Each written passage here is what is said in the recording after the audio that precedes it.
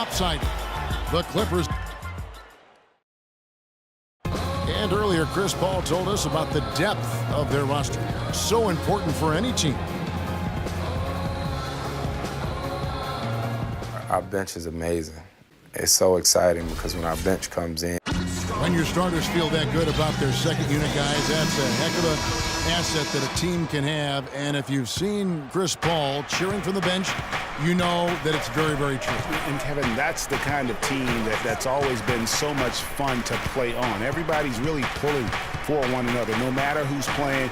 Even in practice, with that kind of a team, you tend to have more fun. Welcome back, folks. We'll see if we're in store for a more tightly contested quarter as we move here into the second. Let's look at the energy stats, how the hustle game has been going for the Clippers. You know, they've done a great job of getting a hand up on shooters. Actually have gotten a lot of blocks as well, solidifying that defensive effort. And the other thing that's been equally as effective is the fact that they've gotten out on the fast break. A lot of points coming in transition. On the court for the Kings as the second quarter gets underway. We've got DeMarcus Cousins. Collison is out there with Bogdanovich. Then there's Rudy Gay. And it's Aminu in at the small forward position. Here's Bogdanovich. A 14-point game for him in the win against the Utah Jazz. Passes to Gay. And they double up Gay. The Kings need to get off a shot here. Good. Aminu's got himself on the board with 3 there. Back at you. I mean, they immediately get those 3 points back. Trading spray guns from long range. Trading blows from behind the arc. Now here's Rondo. His last outing, he had 8 points. Redick kicks it out to Crawford. The Clippers keep it alive.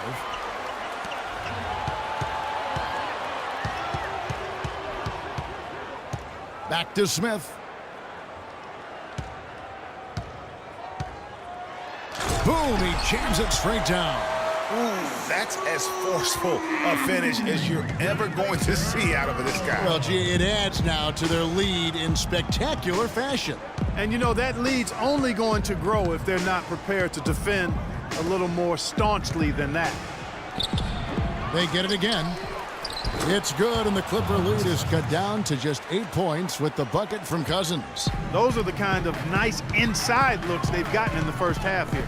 And I think they should continue to work the ball down low, Clark. It's really going to free up their outside shooting. Now here's Pierce. He's had some playing time, but no scoring yet from him. Smith in the post. Cousins is there. Pierce. It's offline from half court. Oh, my goodness. That's like temporary insanity right there. Do you think he realizes we've actually got a game, a serious game taking place here? I have my doubts, partner. Sacramento making a switch here. Stevenson's checked in. Lance Stevenson.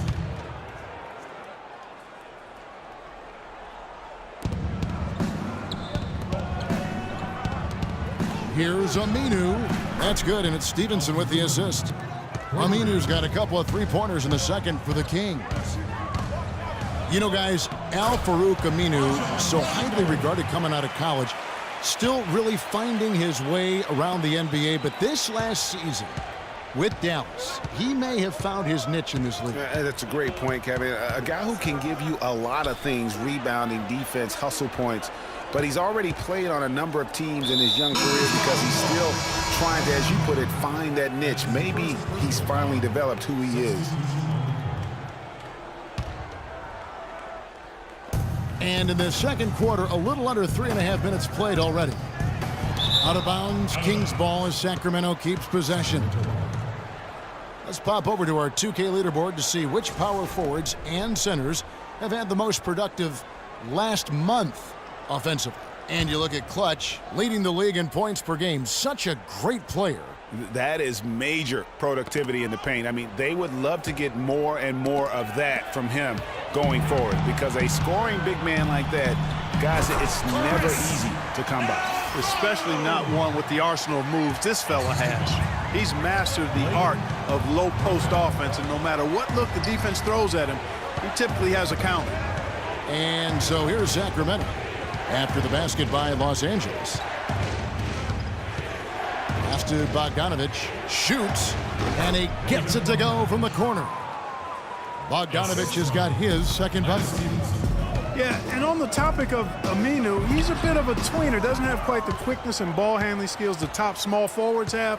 Doesn't have the bulk or grit to match up against the better power forwards. He's a hard fit for what you want to have done at that position. Now here's Stevenson. 7 points in the game. And there's the 3-second violation. The grind of the NBA season wears on, but what a pleasure this year is turning out to be. Let's check out the West and see how the standings look.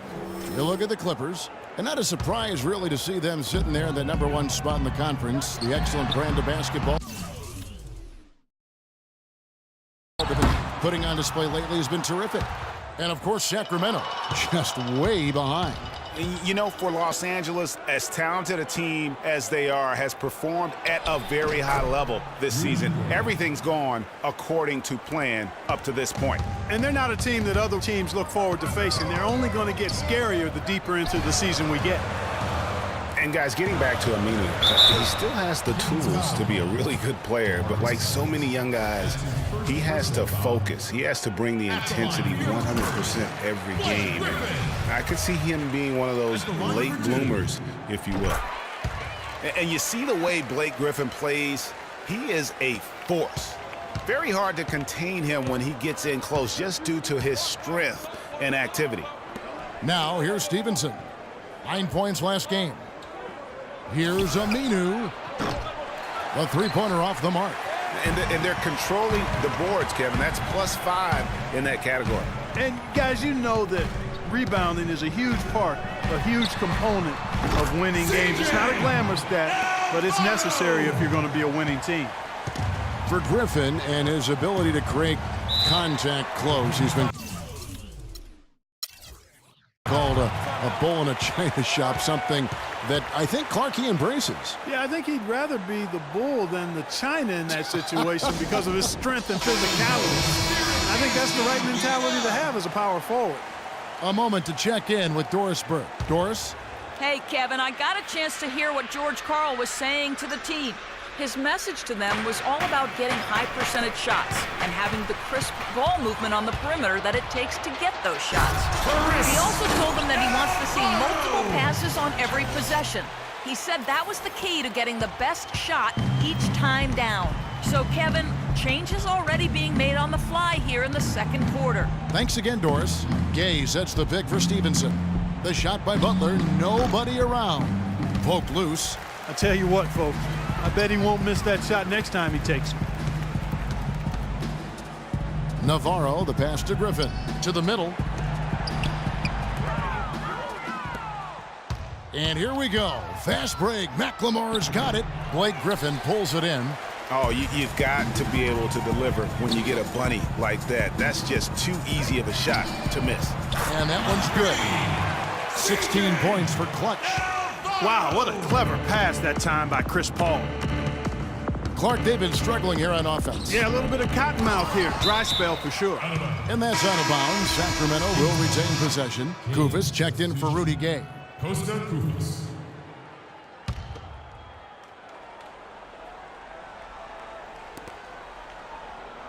Koufos dishes to Cauley Stein. They double him with Jordan. Butler kicks to McLemore. The shot's good on the assist by Butler. 7 points for Ben McLemore. Clippers leading by 12. Now the pass to Navarro.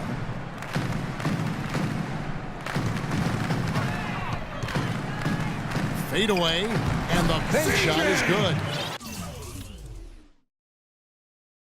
Clutch has got 18 points in the game. No doubt about the consistency when it comes to scoring the basketball for him tonight. A real nice lift for their offense. Now here we go with Griffin. Nobody back there. I think that play sort of sums up what we've seen throughout. Just simply being outplayed both sides of the ball. Smart basketball defensively turning into quick points. And that can't continue. I mean, if they hope to get back in this game, I mean, it's really deflating from a morale standpoint. They need stops and points, not turnovers. You know, he's knocking down his shots today, but it hasn't really translated to the scoreboard yet. And he takes the fantastic lead pass up strong for the slam. Well, check out that assist. That's a pair of teammates that are clearly on the same page. Here's McLemore. That's in. That's his 5th field goal. He's shooting a hot 71%, 5 for 7. LA's gone 6 of 11 when they're taking the three-point shot tonight. Very respectable. Yes, fans, Clark, and the one team they view as floppers is the Clippers. I don't like that word, but it just kind of came out. Whether that is fair or not is up for debate, but it is certainly, I think, the perception. And I think there's some truth to that perception. I mean, multiple players have received fines for flopping on their roster. I mean, you can't run away from that, and the fans remember it, too. Oh, they do, yes, sir. And that one's good by Stevenson. The number of points they've scored in the paint already today is pretty eye-opening. It really is, Clark. The defenders need to do a better job of closing those lanes to the hoop. And the slam by Blake Griffin. Maybe could have tried for a more memorable dunk than that. And we know he's capable of those memorable dunks. Yeah, and when he's got a lead like that, why not take a few chances? A lot more engaging and entertaining than just doing the old ho-hum one-hander. And for the Clippers and flopping, part of it might just be reputation. Whenever anyone hits the deck on their team, fans might be quick to kind of condemn that as a flop. Well, the Clippers were the darlings of the NBA as they improved and made strides, but I think the flopping has kind of diminished that now, that love affair. Being labeled a group of floppers can certainly stifle your popularity. And the Kings making a change here. Collison's out there. Now here's Crawford, looking for his first basket still in this one. Some solid defense from Butler. The spin freed him up, but he just couldn't follow through with the shot. And so he earns a trip to the line. Officials saw the contact, and he'll shoot 2. And for Caron Butler, came into the league as a hard-nosed defender, good rebounder for a small forward. But it seems like as he matured, Greg, he became more of a three-point marksman. Great point. And you know, early in his career, the difficulty with the outside shot, his game was more about toughness. But like most smart veterans, he extended his range so he could live to play a little longer, which he certainly has. Collison kicks to Koufos. Crawford with the rebound. There was just enough defensive pressure to get him off balance and cause that shot to go awry. From the arc. Pierce with it.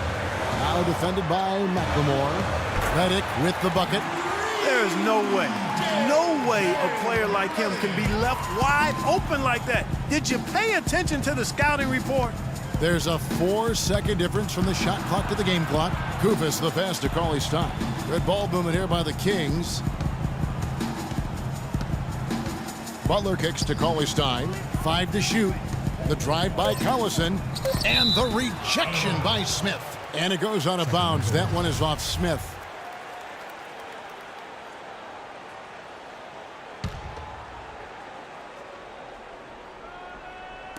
Here's Collison. Shot clock at 2. Great touch on the 16-footer.